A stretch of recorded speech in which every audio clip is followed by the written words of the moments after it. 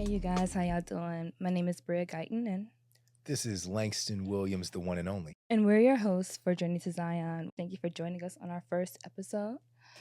So, Langston, I have a question for you. Bring it on. I'm ready for everything. If you were to pick, would you identify as Black or African American? I am a black man Why? because I'm not offended by people who choose to go by African American, but I feel like in my time on this planet, Mm-hmm.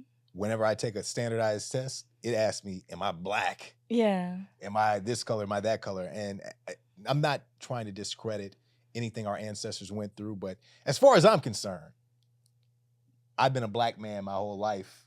I feel like black encompasses where I'm from, the color of my skin, the race that I'm seen as whenever I walk into a room. Let's say African American kind of, although I am an African American, it kind of like connotes that if I walk into a room and someone calls me an African American, they are assuming that because of the color of my skin that I am from the African diaspora, which in reality I could be possibly a Cuban American. I could be a Dominican Republican American or a Dominican American. I could be from anywhere else, an Australian American. I just have dark skin. So I feel like just for more unity purposes, you can just call me black.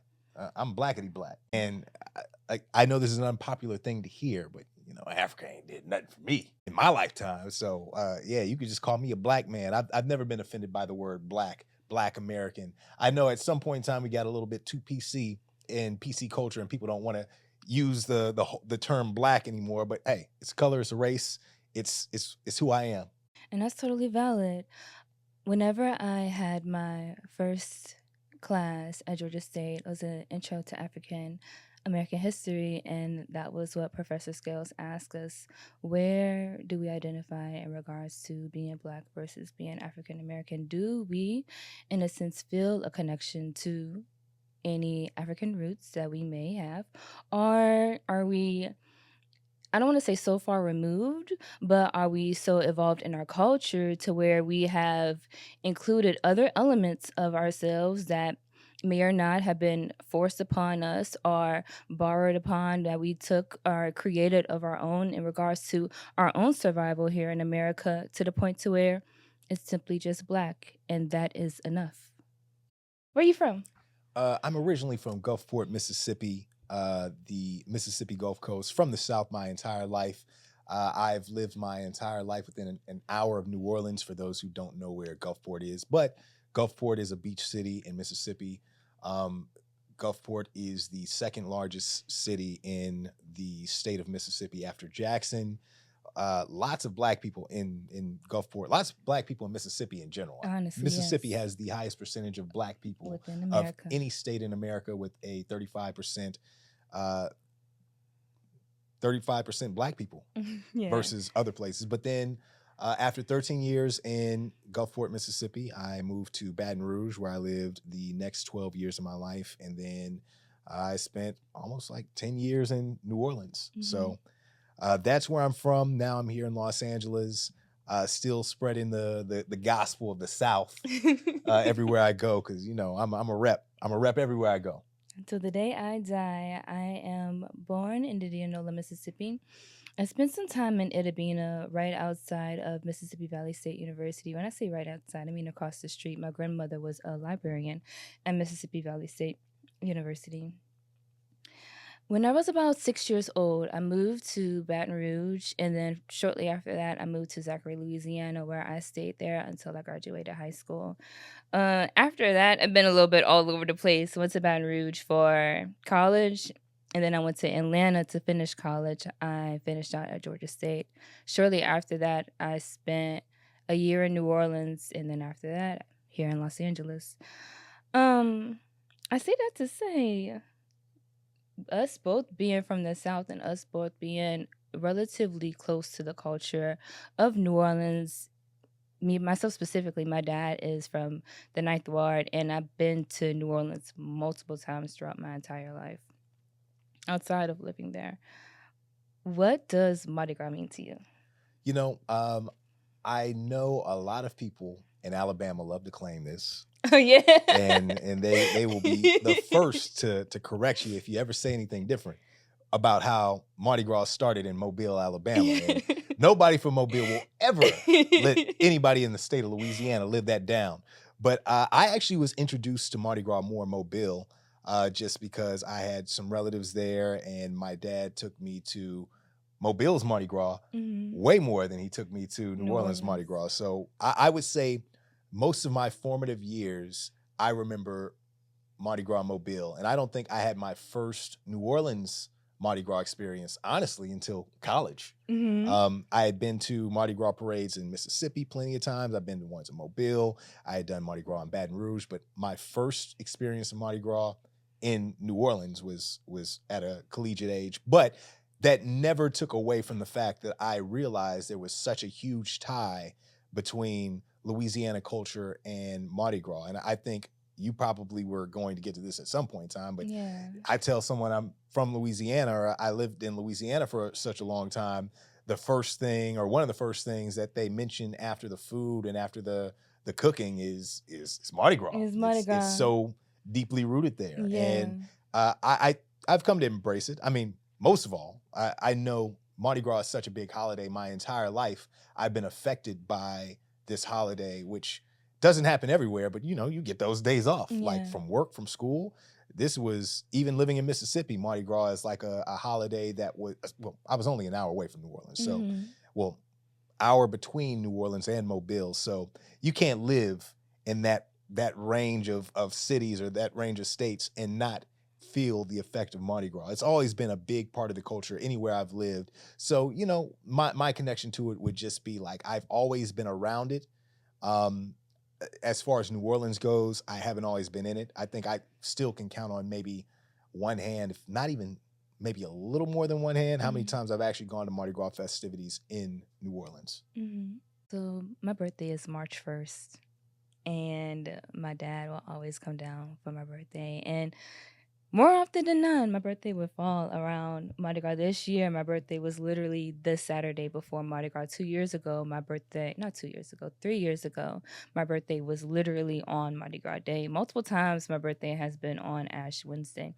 And many people usually associate Mardi Gras with like a big fat party without understanding the cultural context. Mardi Gras is a holiday to celebrate Ash Wednesday, which is the start of Lent.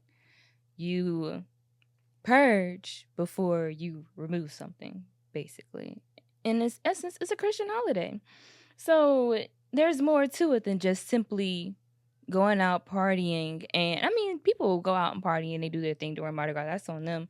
And me not being Catholic, I personally have just gone out to just party, but there's still understanding that there's a deeper reasoning behind all of that.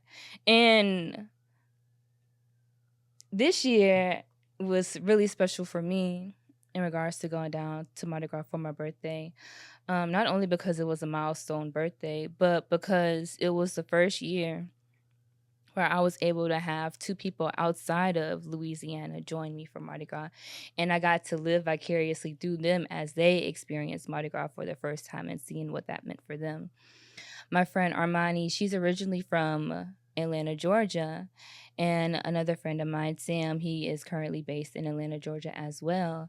They came down and they celebrated Mardi Gras with me. And I forget the parade Armani and I went to. I don't think it was Tux, but it was a parade that was for anybody who might be listening that is very familiar with Mardi Gras parade schedule. It was the parade that was Friday night on Canal. I think it was like the second one that went by that evening. I really don't remember the name of the parade, but I'll say this. It was a historically white parade. And Sam, he wasn't with us at the time, but he ended up going to a separate parade that evening, which was also a historically white parade. I say this to say, me and Armani, we were on Canal. We were trying to catch the beats and stuff. And I told her, like, I'm not really into going crazy for beads in regards to parades. That's really not my thing. I do like the cups because they're more practical. But like I'm not really gonna go crazy for some beads because at the end of the day, like they're just beads. We're not really gonna do anything with them. I like parades. The main thing I like about Mardi Gras parades is the bands. I really like listening to the bands. But Armani was really trying to get her throws in. She was trying to collect her throws, rightfully so. And right next to us was this white lady and a couple other people in her family.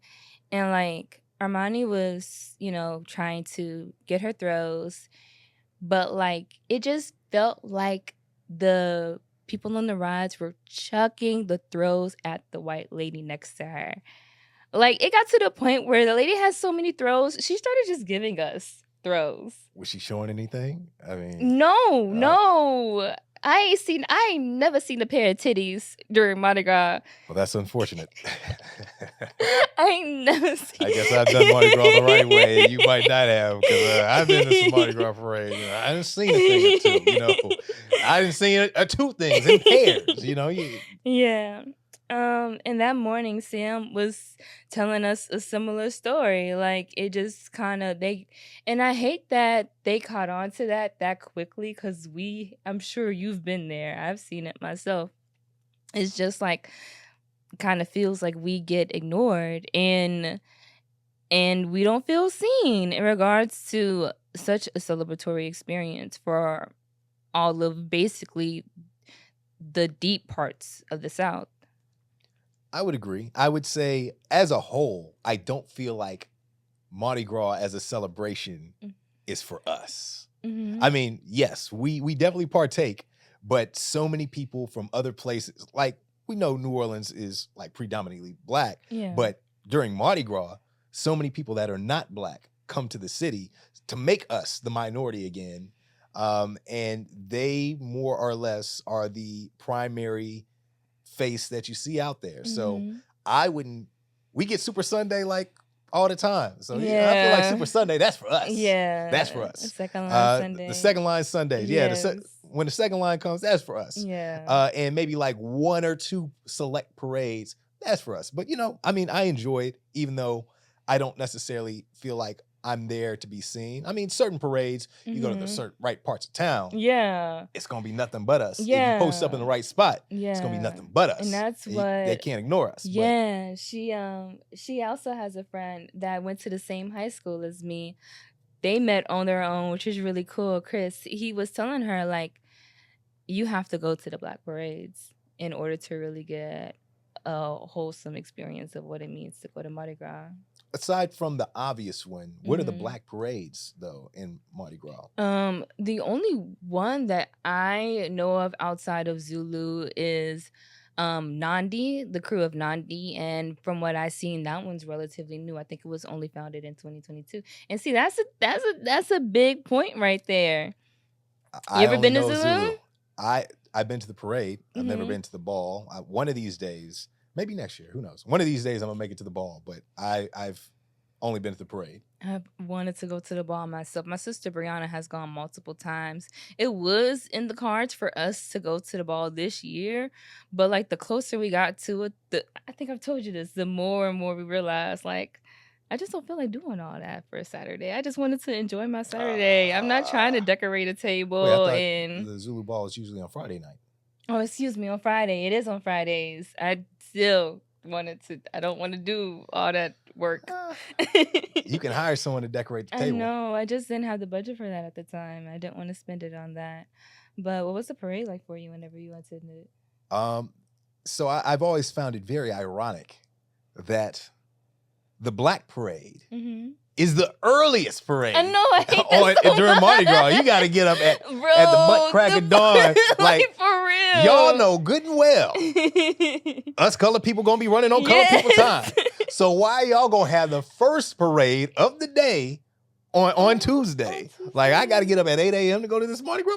Come on now. Come on now. Y'all know we still getting stuff ready. We still getting the cooler ready so we can be out the rest of the day.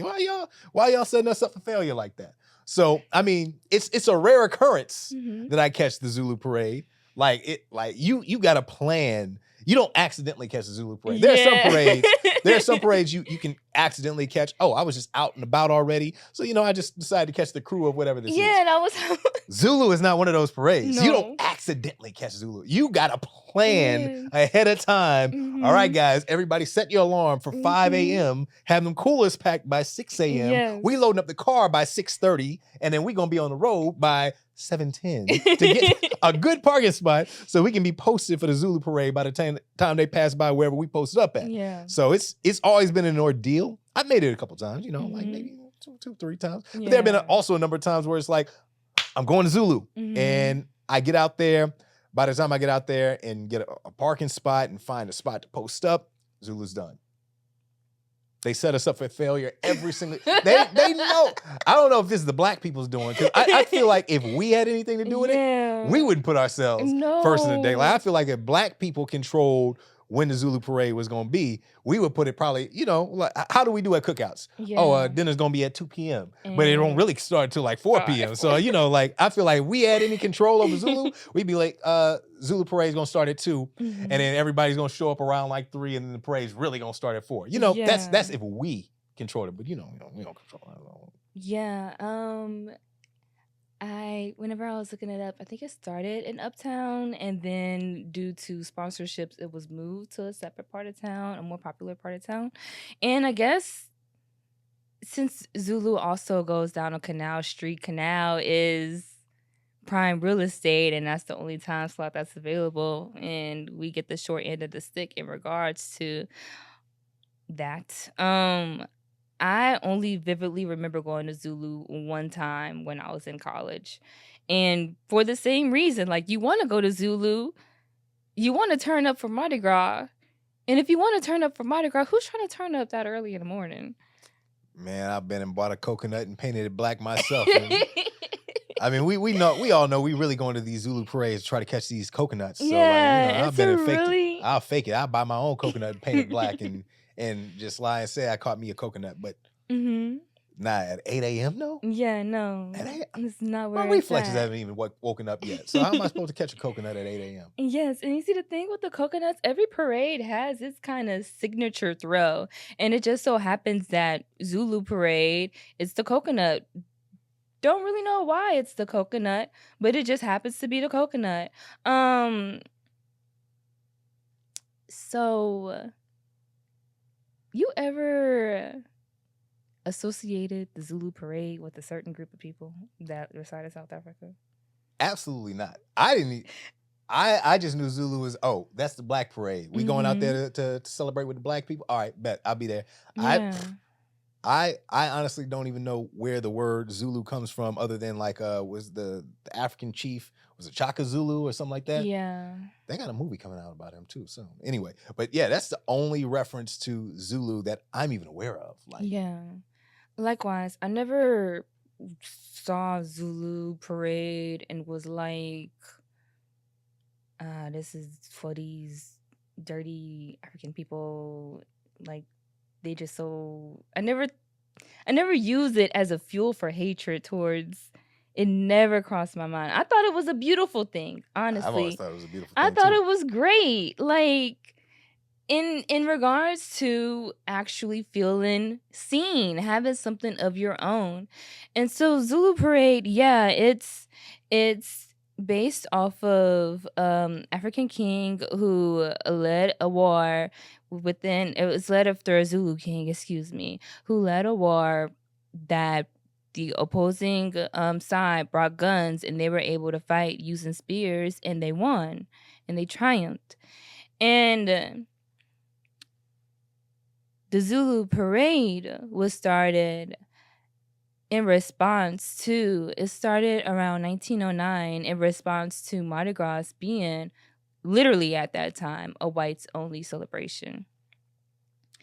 Earlier that year, around 1900, there was a race riot. Also, give me a second. I'm gonna go through my notes. That African tribe, they literally bought a knife and a spear to a gunfight, and they won. That's wild. Exactly. I always say you don't Exactly. bring a knife to a gunfight. Leave it to some black people. We gonna make a way. Yeah, so reading an article by Sierra Chenier, Robert Charles and the 1900 race riots. It mentions a lynching of a man by the name of I hope I said his name right, Sam Hose. And honestly, like, this is after Reconstruction. So after Reconstruction, white people are trying to do everything that they can to reestablish their privilege within the South. Lynchings go through the roof. And this one particular lynching of them named Sam Jose was the final straw for Robert Charles, and he became a really big advocate of carrying self-defense in order to protect yourself within these environments. Long story short, he ended up fatally shooting a cop In the 1900s? in the 1900s, so you know how that goes. Hell, you don't want to shoot a cop now in know how that 2025, so you goes. shoot a cop in 1900s. Yeah, so there ended up being a manhunt for him. Whenever they did find him, they had to corner him in this house. He wouldn't leave the house. It got to the point to where they lit the house on fire in order for him to retreat the house. Once they did that, they not only shot him one time, they didn't shoot him 2 times. They shot him over 100 times. Then after that, they stomped his body out. Then after that, they dragged him to his grave. He never received a proper funeral. He was just left in a little hole. After that, they thought that wasn't enough. So they dug back up his grave and burned his body. This was in New Orleans? This was in New Orleans. Whoo. Man, they gave him the Hector treatment from the movie Troy. Strung that boy up by his heels to the chariot. Yeah. And this, is a story that we hear way too often. And I can only imagine, how do you fight back in an environment like that when what do you have to use? Spears. To protect you. Okay. Let me stop. To protect you. Really. So at the time, another weapon used to further degrade Black people was minstrel shows. We're pretty familiar with the Blackface and minstrel shows, the fried chicken, the watermelon, so on and so forth. And there was this one minstrel show, There Never Was or There Never Will Be a King Like Me. And it was a minstrel show about Zulu people. And like we said earlier, like, this is a well-revered person, brought spears to a gunfight and won. Like, there are really many stories in regards to African victories where you're so unequally equipped, but you still prevail. Nah, my boy pulled up with the Dora Milaje from Wakanda. Like, I don't know what he brought some vibranium in them spears. I don't know. Yes. And if you're going to create something and use it as an act of resistance, they decided to take what people thought were tools to degrade somebody and used it. It's like, what else can you say about me now? You wear it and you make it cool. Black people. Now, here's the one time I will say African Americans, because African Americans, we have done great at taking things that were meant to be used against us and flipping it for our own culture. Like, I mean, the N-word is what I think of. That comes to mind. But I can't say Black people as a whole, because I don't know if like other diaspora Black people do the same thing. But I know African Americans, we do that. Yeah. And that'll be the only time I will differentiate the two. But, so there was a Twitter post where in our good year 2025, after over 100 years of doing this parade, Zulu people in South Africa were actually able to get a small glimpse of what the Zulu parade is like out of I would say over 20 parades within Mardi Gras. There's a lot of parades. There's parades, and this is the ones that I know of in the New Orleans, Baton Rouge, Slidell area. I don't even know of any parades within Mississippi or Mobile or their surrounding areas. There has to be tens and tens of Mardi Gras parades in order to celebrate. And then not only that, Mardi Gras is just not one day. Yeah. Mardi Gras, It's a whole season leading up to it. it's a like season. It starts a in month out. January. Yeah, I was about to say, a month or Yes. so out. They started doing parades in January this year. Mardi Gras was, I can't remember if it was if Saturday's the 1st. It was the 4th, March 4th of this year. So you see a glimpse of one parade, and you see the black makeup, the skirts, and throwing coconuts, and you make an assumption. What assumption are you gonna make after seeing just one video? One simple video.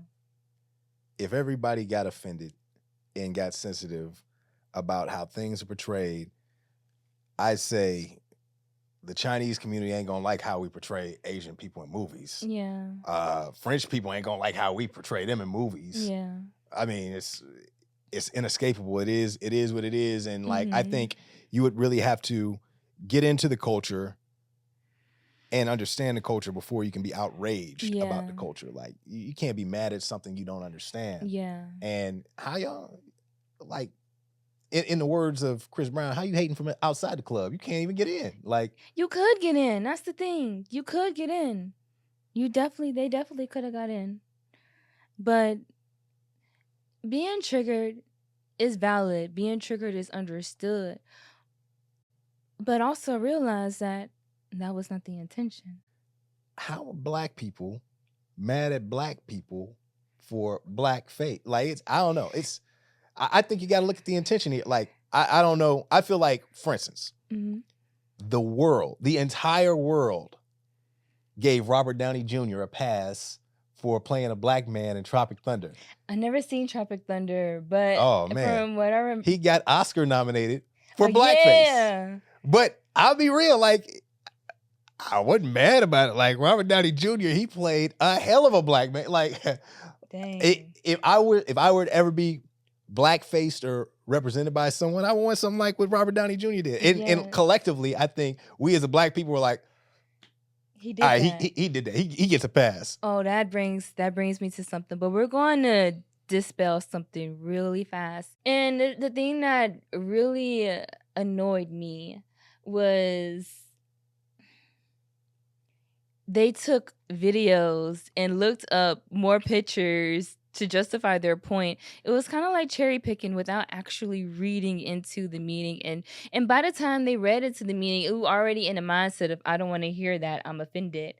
And you can't talk to anybody. You can't have no reasonable conversation with anybody that's triggered. And that was the really, honestly kind of heartbreaking thing about it, because this could have been a really beautiful moment for some kind of like learning lesson for both sides. But instead, it got disrespectful to the point to where, like, the cotton picking, like, I'm not offended. It's just like you trying to use something that you're not getting the point. Like, it's completely missing the point. There are multiple articles. So there's this one article by CNN talking about Mardi Gras, talking about the black makeup that Zulu people use. The black leaders of an iconic Mardi Gras parade want you to know that their black makeup is not blackface.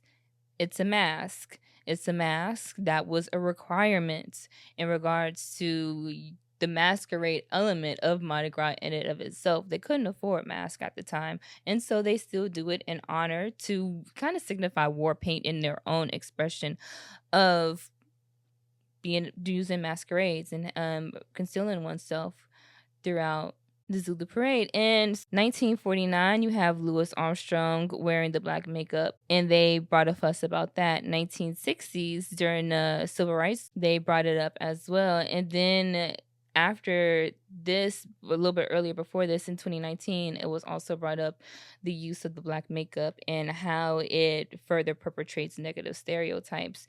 And it also kind of brings me to a point of, like, you familiar with respectability politics? Yes.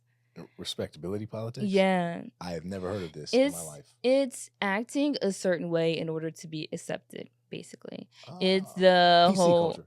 basically, yeah. Okay. It's the whole we have to present ourselves in a positive light in order to be respected and accepted within um any culture. I don't want to just use the word oppressive or anything like that, but just like you have to be your best self, and that's another thing that I felt like was not really doing us any service, because I saw the black makeup, I saw the skirts, I saw the coconuts, I saw the costumes, and I literally thought that was all beautiful. I didn't see that and think those are the worst parts of myself, and those are perpetrating negative stereotypes that would justify any oppressive measures against not only Zulu people but black people in general. Because at the time, let's be for real, whenever the minstrel was brought on, they didn't do that to dog Zulu people. They did that to dog all of us.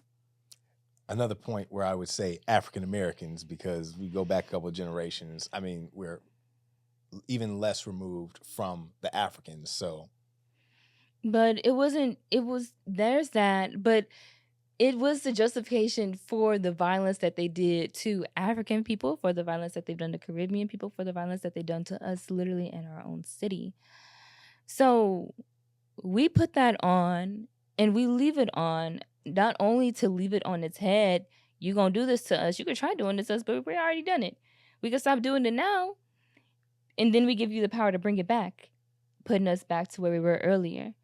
We wanted to have that name because we want you to understand that we're reminding you of these people that beat your ass whenever you had whole ass guns and we only had sticks and spears. about the respectability politics, I think it goes deeper than that. Like, honestly, in a way, if I was from South Africa and I knew the history, I would probably feel honored. I would feel honored that like we're being remembered in such a way, and it would not have to be an offensive us versus them type thing, or oh well they're talking bad about us. I mean, Yeah. it just doesn't have to be all that. I feel like that kind of mentality really gets us nowhere. And we're not saying that to say like being offended, being triggered by something, at the end of the day, it's valid. But there's a deeper meaning behind culture, in my opinion, that lives outside of the garments that you wear and the practices that you do. It's the spirit. I feel like the willpower of one's spirit is a major identity factor in regards to defining who a people are. And using the spirit of Zulu people to resist and make way and make space for ourselves within a culture, that within a society that relentlessly makes measures to further dignify or not further dignify, further justify our erasure. If we do it in that manner, would it then be wrong? Doing activities for self-preservation, I think, is essential to the survival of any race, whether despite the means. Like, for us to still be here right now, it took certain pockets of us to fight back against the powers that oppressed us. And without that, we would probably not be here. In a certain area, if we had to put on some black face paint and try to reclaim some things that were used to try to destroy us, following a brutal murder of a black man who fought back, then I feel like it's one of those things that's a necessary thing for our survivability. And I think if someone else who should be, even though maybe slightly disconnected, but should have some at least understanding of what we have to go through as a people, I would think that they see that this is mere survival instincts at play, that really gives tribute to them, but they are refusing to see it in such a way as tribute to them. I feel like you have to be really creative to use spears to fight guns. And I feel like you have to be really creative to fight a war without guns in America, but still get your point across.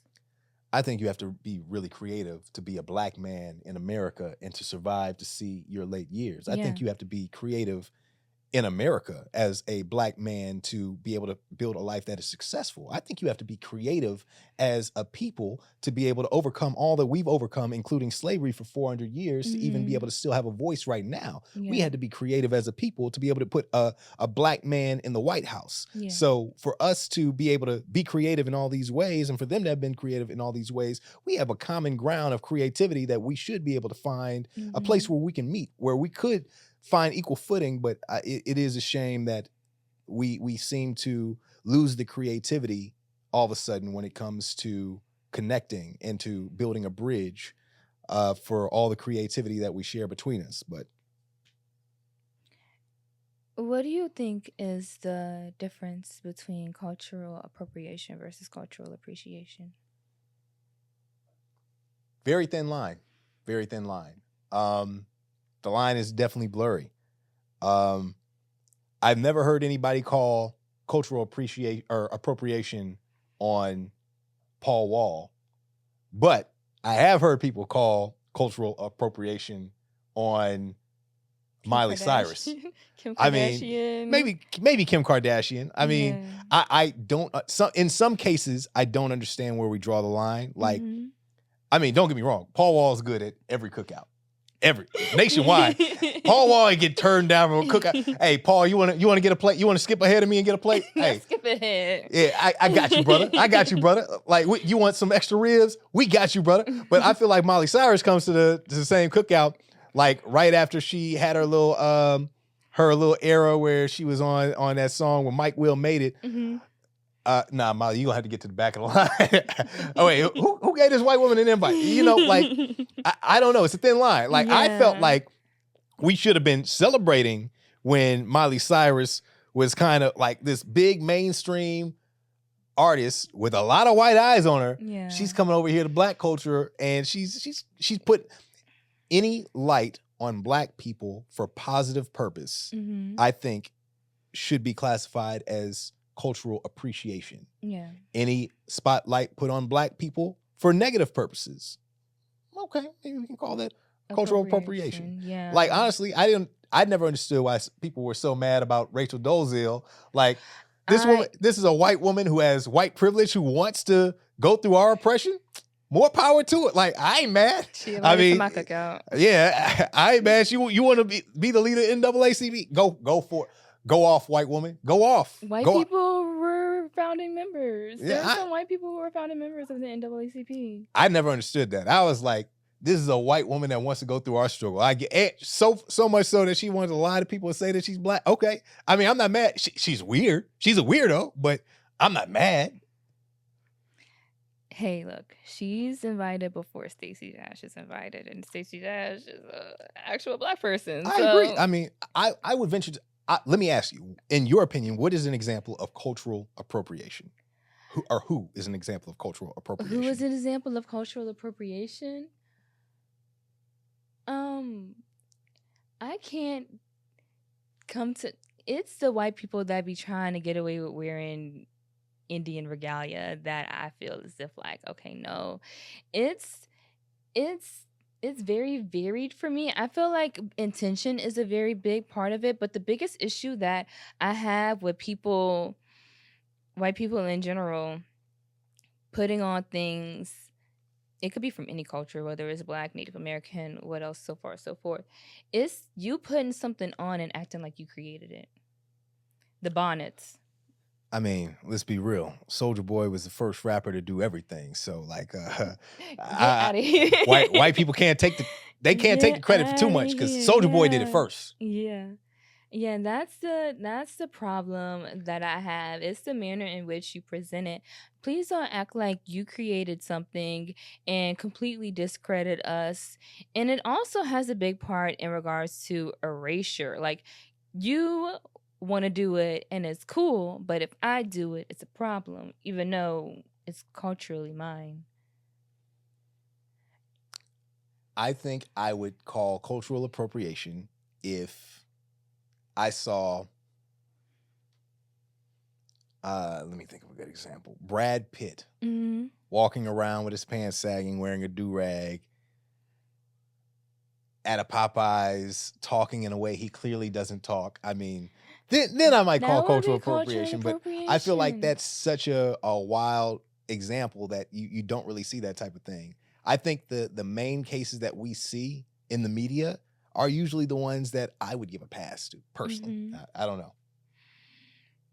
So I was like researching, like really getting into, okay, what could cultural appropriation mean and what could cultural appreciation mean outside of like justifying. I feel like if we ever got from white people the I'm sorry,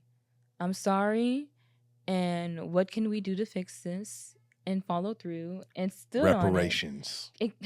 We'll get into that. Reparations. Not today, but that'll be one of our episodes, for sure. But really getting into what it means to help us heal as a society and facilitating and giving us the space to facilitate that. But we never got that. If we receive the, oh, black people created this, oh, black people created that, if we actually receive the credit, and instead of y'all taking the credit away from us and acting as if these are things that you created, that would be okay. But those are two really important aspects that we have yet to receive after all of these years. Still have to beg, fight, and plead in order to get those things. So cultural appreciation, you have respectful engagement, you have cost control, understanding, you have permission and consent, and then you have a focus on learning. So in the scope of Mardi Gras in its entirety, we already discussed why we respect and honor what Zulu people did, what they did. We use it as an act of resistance. It's never to degrade or demean a group of people. Cross-cultural understanding. We understand that y'all are a mighty group of people, not to be messed with. We never said that y'all aren't worth anything. And we never tried to use your name as credit as if we created it. We did it knowing that y'all did it, and we said multiple times, y'all did it. Focus on learning. And I feel like that could go both ways. I would really appreciate it if you took some time to not only learn about the Zulu parade, but about all the parades that are within the scope of Mardi Gras, Carnival included.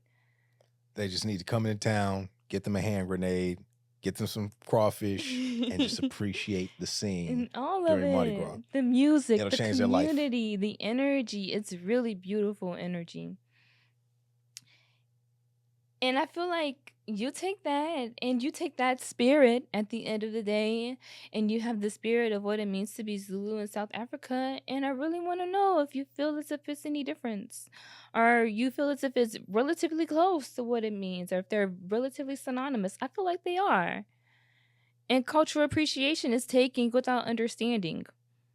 Commodification and exploration, commodification and exploitation, harmful stereotypes, and a lack of acknowledgement.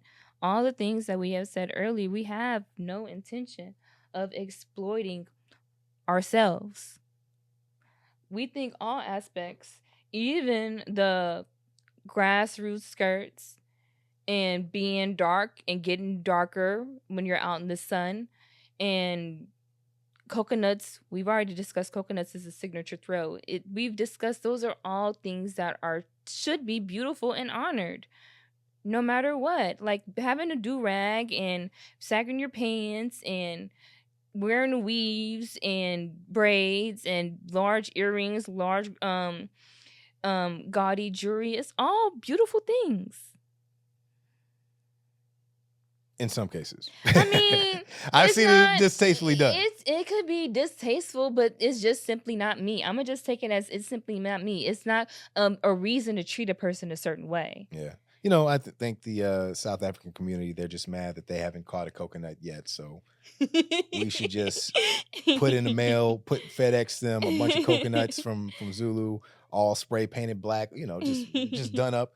Once they get a coconut, they'll be better. Because even I've been bitter some years because I ain't get a coconut. Why these other people got coconuts? I ain't get no coconut. Waking up at the They just need And they you need don't catch that the experience coconut. one time. Just wake up one time at 8 a.m. Go out there, find a good spot, get you a brew, sit on your cooler, maybe even cook out a little bit, and try to catch a coconut. And then maybe they can understand. I just really wish that we had this space in order to have these conversations in a manner that is healthy instead of kind of operating out of our triggers and using that to fuel whatever defensive comments that we have towards each other. I feel like that really won't get us anywhere, and it kind of it's sad. On behalf of all Black people in America, I say this with love. If you got a problem with us, South Africa, come and say it to our face. No. But when you say it to our face, let's try to find some inroads to bridge the gap. But you Like, taking shots on TikTok. so. It's not doing anything. It's not gonna do anything. Understandably so. Like, we have a reason to be mad because the first thing that I thought whenever they were commenting was like, dang, that hurts. You see that and you think we're trash because you saw that and you thought you was trash. Without really actually understanding the full scope of it. Bro, we trying to show love, bro. Yeah. We trying to show come on, fam. We trying to show some love here. Come on, guys. It's all love. We trying to honor y'all. Let's give y'all this little honorary award once a year. Come on, take it in stride. Be happy. Smile. We'll send you a coconut if you need a coconut. Hell, I'm trying to catch a coconut myself. Next year, Mardi Gras 2026. Understand that Mardi Gras is quirky in and of itself, and there are elements of its quirkiness that took me a long time, outside of Zulu, in Mardi Gras in general, elements of its quirkiness that took a long time for me to understand and accept. And it's just like, once I accepted it, it's like, it's fun. This lit. It's so much fun. It doesn't have to be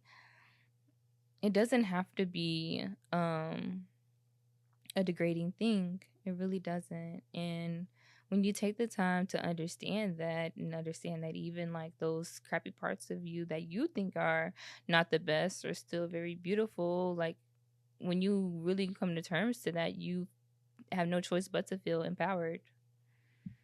And that's all we about. We trying to empower one another. That's all. The Zulu parade exists so Black people that look like you and people that look like me can all be empowered, so we can feel included, because we don't feel included at these parades where we aren't seeing where the white man standing next to me is gonna get more throws than I'm getting. I mean, we just trying to empower us. Yeah.